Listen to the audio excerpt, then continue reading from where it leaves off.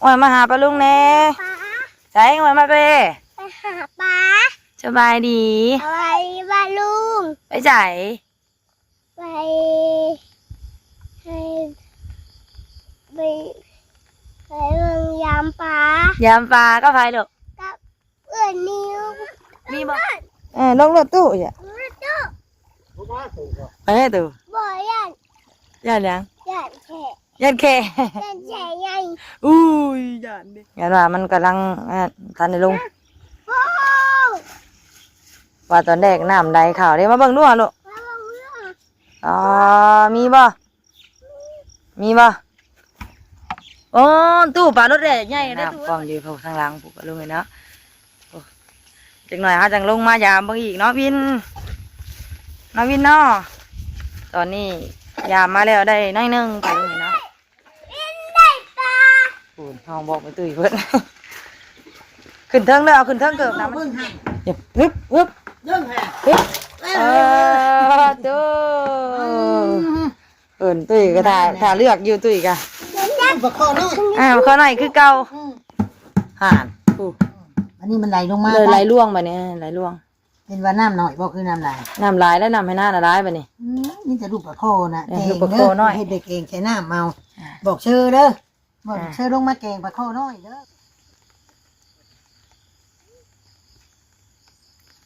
อ้าวบ้านนี้ปลาลุงเลยเนาะเปิดภาพออกมาก็เห็นภาพบรรยากาศทุ่งให้ทุ่งนาน้ำเต็มอยู่บ้านนี้ปลาลุงเลยเนาะหลังจากที่ว่าฝนตกเบิดคืนเมื่อคืนนี่กันเนาะในกาตกแต่เมื่อวานนี่แหละปลาลุงเนาะวานนี่ก็แห้งเดี๋ยวกับเมื่อคืนนี่ก็ดินปลาลุงเลยเนาะดินนี่เนี่ยแต่มาตอนเช้าผู้น้ำกว้างอยู่บ้านนี่ปลาลุงเอ้ยเนาะเท่ากับบ่ได้รอซ่าพากันย่างลงทงลงทายามป่าอีกแล้วมื้อนี้ปลาลุงเลยเนาะฝนวินเนอร์เป็นคนนำพาวินไปใช้ลูกบอกปลาลุงแน่ไปใช้โอ้ยมาหาปลาลุงแน่ใช้โอ้ยมาเป้ไปหาปลาสบายดีอะไรปลาลุงไปใส่ไปให้ไปไปเมืองยามปลายามปลาก็ไปดอกกับเพื่อนนิวมีบ่โอ้ฝากปลาลุงแน่ฝากปลาลุงแน่ฝากบังจิบกับบินกับอินนิวกับไปอินเลปลาลุงสวัสดีครับขอบใจเด้อไปกันเลยป้าทูผุ่นปลาลุงเลยสายน้อยหากระตื่นนอนมาอะไรก็อยากลงมาน้ำแม่โดยโอ้ลำลายแท้ไปเบิ่งมันมีบ่ปูน้ำกว้างอยู่ปลาลุงเลยเนาะน้ำกว้างกว่าอยู่ฮะนิ้วพันยางก่อนแล้วปลาลุงเลยเนาะตัดภาพมาทางนี้ปลาลุงเลยเนาะสบายดีเด้อปลาลุงเลยเนาะสบายดีแหละสวัสดีปลาลุงFC กันเบิดสุขุสุคนปลาลุงเลยเนาะฝนกับบริอันนั้นดอกฝนหยาดนี่ซื้อแมงนิ้วกับก้างช่องโดยพากันลงมายามปลาปลาลุงเนาะสงสัยน้ำเพิ่นมาแต่ทั้งเทิงพูดแหละเนาะทั้งห้าวนี่ก็คือบริแห้งบันได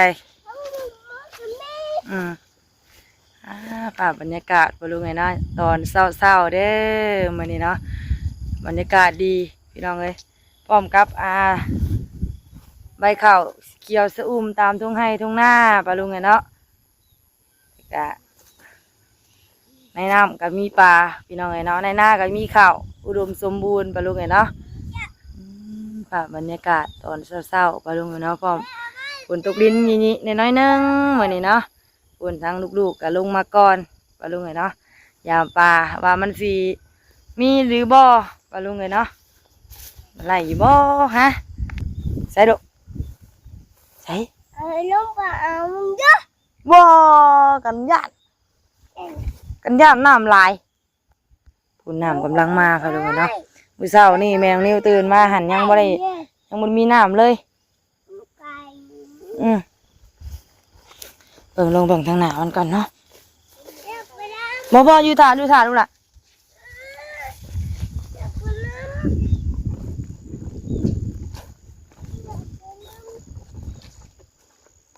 ใช่แล้วก็ยังบ่เห็นปลาได้ปลาตรงนี้เนาะถ้าว่ามันลงนี่ก็สิเห็นเป็นปลามันมาทออยู่ทางหน้าเนาะอย่าทิ้งหนูอย่าทิ้งว่าน้ำกำลังมายังบ่ทันลงบ่เนาะห้องตู้ดูห้องตู้มายามดู ตุ้ย ห้องตู้เด้ ตู้ ใช่ประตูนะใช้เดียวมึงนะลูกเดียวมาแล้ว น่ะ ใส่มาเลยตู้มายามปลาเด้อยาม ยามปลาเลยบ่ได้ บ่อยังเงี้ยถ่ายเจ้า ไปลงย่านไป เลย โอ้ยไปเบิ่งตู้ไปเจ้าลงมาเอาแยงลงบ่อเช้านี่ตู้ ลงมาจะขายแล้วลงกันจักมา คืนนี้บ่ ผมมาเฮาลงมาโดดเห็นงี้ลง เฮาว่าประตูเฮาว่าเจ้าได้นะไปลูก ไปนะไป เห็นปะ ไปเนี่ยไปหลอกเมื่อกู นั่นแม่นแล้วจ้ะแม่นแล้วคะแนนนั่นน่ะเดี๋ยวเรามาก้านเนาะไปขึ้นไป มาเช้านี่น้ำไหลเขาว่าให้หน้าไปหลวด มาเช้านี่น้ำไหลเข้ามาทางใดเนาะอันเนาะมาค่าเดียว เป็นแห้งหนึ่งครับ เจะแห้งทางเหนือแห้งหน่อยหนึ่งมันก็ลวดแล้วเนาะของแนวอันน้ำท่วมทางทึงผู้ไปเด้อคือบ่เห็นตู้บ่ยังจะได้น้ำมันหากับผ้าวะจะน้ำมันหากับมาได้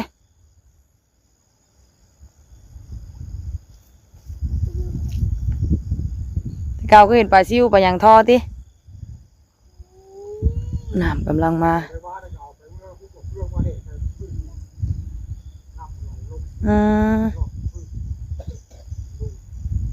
ไปได้ไปจักสะลั่นไปได้ไปจักนี่กะยับไปลูกไปยับอีกไปลูก นับไปใช้ ยับไปอีกแต่เก่าคือว่ามีท่อทางหนามันไหนติไปยับไปพุ่นยับไปนี่ยับไปลูก ตุ๊กนั่นเลย เก่ากับเกียวงามป่ะลงเลย เบิ่ง กำลังเริ่มกลมฮะ มันโดด มันโดด ใช่ไหมอินไหม มันดื้อป่ะ นี่ โอ้น้ำโต่งพอดีโต่งนะพอดีแล้วโต่งแล้วตูเนาะ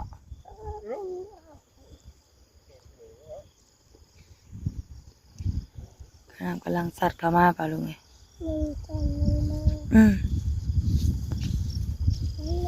บอกอันนี้ว่าห้องประตูเด้อป่ะ โอ้ยลงนะเหยียบสูง ลงมึงโลด ต้องรอด ลงรถตู้อย่า ตู้ ลงมาสูงอ่ะ ไปให้ตู้ บ่ยัน ย่านยัง ยันแค่ ย่านแค่ ยันแช่ยัน อุ้ยย่านดิแค่ย่านแค่ ยันมือกัดตี เนาะไอ้ตู้ลงรถเนาะมาพี่เนี่ยมาพี่ ยันหนาว ยันหนาวบอกตู้นะยันหนาววินยันเปียก ยันเปียก ยันบิน ประตูลงเบิงประตูลงเบิง มาเลยบ้านตู้เลยบ้า ตู้โชว์ตู้สิล่ะ ตู้ ยืนได้ลูกนะได้บ่สิ บ้า มีอยู่บ่เนาะคือจะหม่อยแต่เนาะตู้เนาะยันว่าท่านในลงบ่ อุ้ยน่ามีอยู่ มีแต่ขี้เหงื่อแล้วหลอบแหละมีแต่ป่าตองแล้วจ้ะ จะไปจะชิว มีว่าป่าชิวน่ะเนาะ มีอุ้มมีอยู่ไปเอง มีแต่ถามว่า มีป่าชิวอยู่บ่ เอามากันเยอะ เอามาขึ้นเบิ่งดูเอาให้ครูตู้แม่ลูก นี่ว่าพวกสืมนา บอกเสือมาแต่แช่เสือตลาดนัดว่านี่ไม่ตุ้ยมันกินกาแฟ เนี่ย จะเห็นยังตุ แม่ ปุ๊บ อืม โอ้ยนะ ปลาชิวยังหน่อยอยู่เนาะหน่อยคือเก่า เอาแม่ลูกนิ้วคู่หัวตู้แม่ลูก เอาไว้นี่ โยนไปให้เราโลดพี่ก็ว่ามันกำลังลงไปยังได้น้ำกำลังมาวะพวกหันน้ำยังไหลเขาคือเจ้าว่าเนี่ยพวกหันเขาลงมายังเห็น อยู่ทางพี่มาแล้วไม่ได้เห็นทางนั้นมาแล้วว่าจังหน่อยว่าเห็นมาทางนั้นโอ้มีวะมีวะ มึงบอกว่ากินยังน้ำยังไหลเขาอยู่บ่ บ่แต่เขาตื่นพุ่นเจ็ดโว้ย นิวเริ่มมาลงจับลำตู้หน่อยทนายไปใช่ยังไม่ได้ใส่ยังใหม่ใส่ยังเก่าคือเก่ายังดูน่ะอ๋อเอาไหมดู ไม่ไปดูเรื่อง หน่อยทำติพามืออีกจังหน่อย พามืออีกจังหน่อยงั้นว่ามันกำลังทันในลุง โอ้ ว่าตอนแรกน้ำใดข่าวได้มาเบิ่งดูอ่ะลูก แล้วเรื่อง อ๋อมีบ่มีบ่โอ้ตู้ปลารถแดกใหญ่ได้ตู้ไว้บัดนี้ตู้บ่อันรุ่นกี่นี่เนี่ยแต่ว่ามันอยากใหญ่ขึ้นมากน้อยอยากใหญ่ลื่นทันเดียวใหญ่ลื่นเก่าแล้วอืมโอ้ปลาคอกันเริ่มอยากใหญ่ขึ้นมาแล้ว จริงเลย จังหน่อยจังลงมาจอบบางทีน้ำมันกำลังไหลวะอย่าบายไปเมื่อบายอยู่เพื่อนนะผม ไม่ได้ปูปะ ปูแล้วมันจะครบมือลูก อีน่ะปู อืม กล่องมันเลย อืม เรียกกับปูเป็นกล่องเลย ยังปลาอันคอปลานั่นยังน้อยคือเก่าอยู่ติมันกำลังตื่นกำลังลงจังหน่อยพวก แม นี้ วให้ไงเอวให้ไงเอวไง ไม่จับไปหัว ไปบอกตู้แล้วจะลงมายามอีกเด้อ ต้องไม่ยามอีกเด้อ โอ้ยตกขนาดเลยพี่ ไปโอ้ยอยากลงมานำไปวันนี้ขึ้นเชชุบเชชะตกขนาดขนาดซะเด้อฮึบกระทังกระช่ำค้นเลยไปจังหน่อยจังห้องตู้มายามอีกเนาะไปไม่ถือไปได้พอดีดอกกำหนึ่งไปลงไหนเนาะเมื่อมุกเนาะวินเนาะไปลูกย่างเอาแม่ขันจ่องน่ะฝนมาเลยได้นี่มาไม่เปิด ถ ฮะ อกนะแม่ยังถอกนะ ถอกยัง ถอก โอเคเพิ่นอยากถอกปลาเปิดขันจ่องน่ะฮึบไป ไป ถอก เอา ลูกแม่ ตกกันหน้าเร็วบ่เบิ่งบูชางเฮ้ยไปมาแล้วฝนมาแล้ว แม่แม่ ฝนมาแล้วก็หาผักกระแยงใส่อันนั้นบัดนี้เนาะหาผักกระแยงใส่มุกป่าเนาะเนาะเอาฝนน้ำกล้องอยู่ทางหลังผูกกระลุงเลยเนาะจังหน่อยฮะจังลงมายามเบิ่งอีกเนาะวินเนาะวินเนาะตอนนี้ยามมาแล้วได้น้อยนึงกระลุงเลยเนาะก็สิพากันขึ้นไปให้แม่ตุ้ยเพิ่นเลือกมุกบัดนี้เนาะกินข้าวเช้าจังมาไหมเนาะวินเนาะอึบหาพักกันแยงก่อนย่างถ่าเด้อลูกเด้อไปย่างถ่าแม่เอาพักกันแยงกันย่างเด้อหาบ่ตาแม่บ่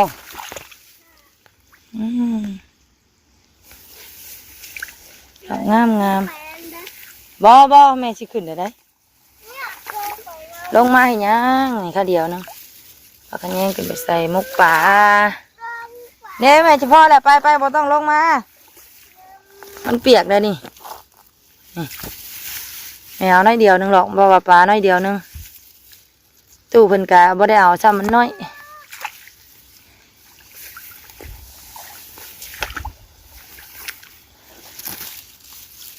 เขาก็กำลังเริ่มกลมแล้วใกล้จะได้กินข้าวใหม่แล้วน้องวินเนอร์ยังเด้อใช้บาทนี่ถ้าก็แย่งกับบ่ค่อยอยากอันนั้นก็อยากมีเป็นได้ทางนี้เอาเลื่อยดิ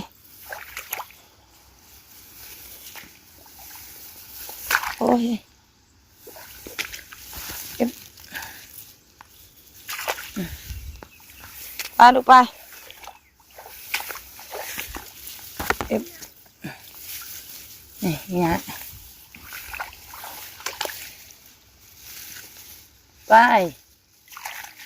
ไปขึ้นมานี่ไปพอแล้วไปหน่อยหนึงซ้ำกันแหละกับป่าไปลูกโอ้ข่าวเขาเริ่มกลมเริ่มจะออกเลยได้นี่ซ้ำกันกับป่าขึ้นไปมุกบ้านนี่เนาะไปการกันจ้องว่านะไปย่างบ้านนี่หน่อยกลางกันจ้องไปลูกเลยเดี๋ยวจักหน่อยจังลงมายามมาอีกไปลุงเนาะเพราะว่าน้ำกำลังมาไปมานี่ไปน้ำกำลังมาว่าตอนเช้านี่ประตูว่าน้ำมันไหลเข่าไปลุงเนาะน้ำห่วยไหลเข่าให้หน้าแต่ปลามันก็สิลอยกลับคือว่าเลยเนาะว่าตอนนี้น้ำมันไหลออกเอาห่วยแบบนี้เนาะออกจากให้หน้ากับซ้อมเบิ่งว่ามันสีมีปลาลงบ่แบบนี้เนาะเมื่อกี้นี้ยังโมมีเป็นใดให้ได้หนึงปูน้ำกำลังมาปะดูเลยมึงไง คือบ่เมื่อ ปู เป็นตัวคือบ่เมื่อ สิถ่วมใบเข่าเลยเด้อบาทเลยเด้อไป เจ้าเลยเนาะ จังหน่อยจังลงไปอีกเนาะลุงเนาะวิเนื้อถ่าอยู่เทียงเด้อบาทเลยเด้อถ่าทองอยู่เทียงเด้อขึ้นไอ้เจ้ยเป็นได้ปลา ปูห้องบอกไปตุ้ยเพิ่น ขึ้นเทิงเด้อเอาขึ้นเทิงเกิบนะมันสิเปียกอีกเอาจากใส่อีกเด้อเกิดโบกหน่อยเพิ่นนะโอเคไปเบิ้งมานี่ให้มีตู้มาก่อนให้มีตู้มาก่อนให้มีตู้มาเบิ้งแน่จิเหรอห้องเขาด้วยห้องเขาเนี่ย เบิ่ง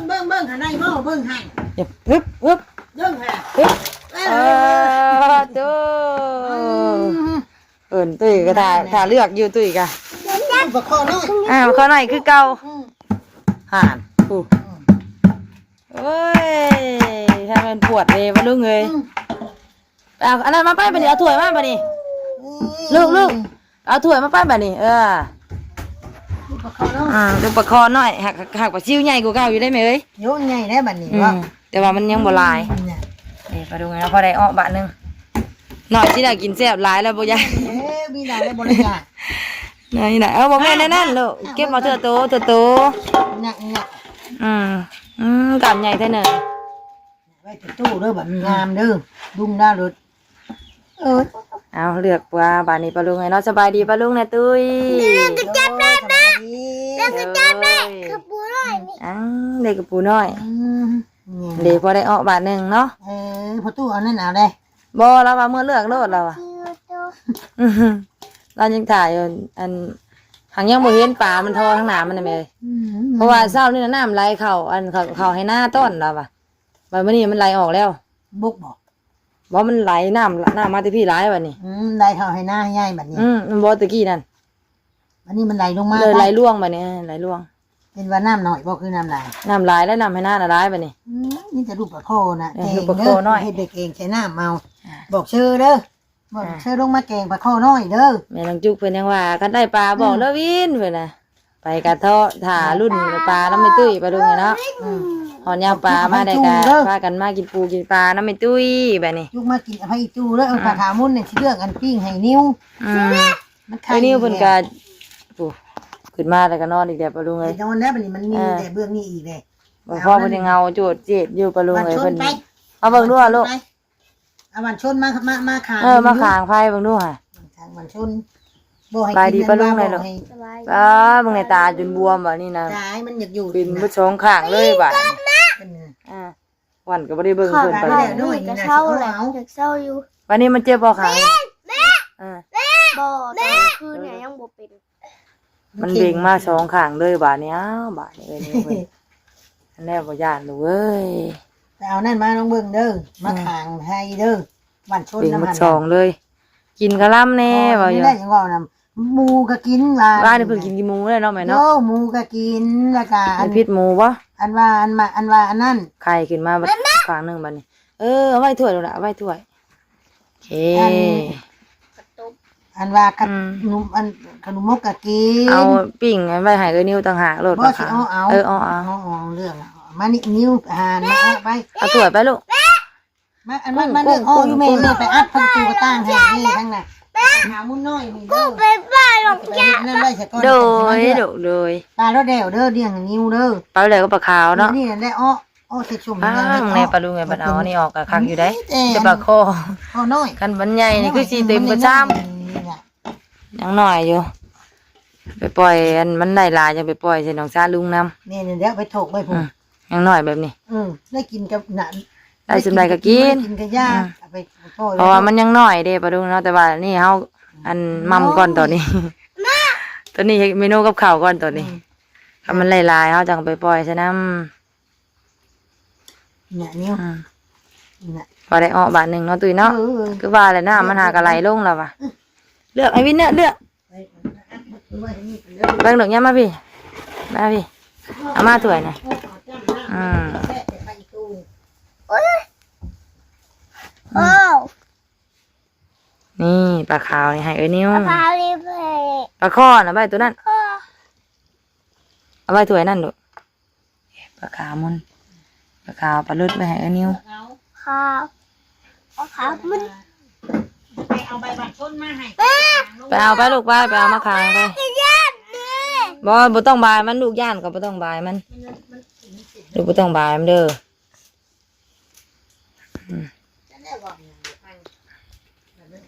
อืมมันกินบ่ค่อยคล่ำแน่บอกเลยอะไร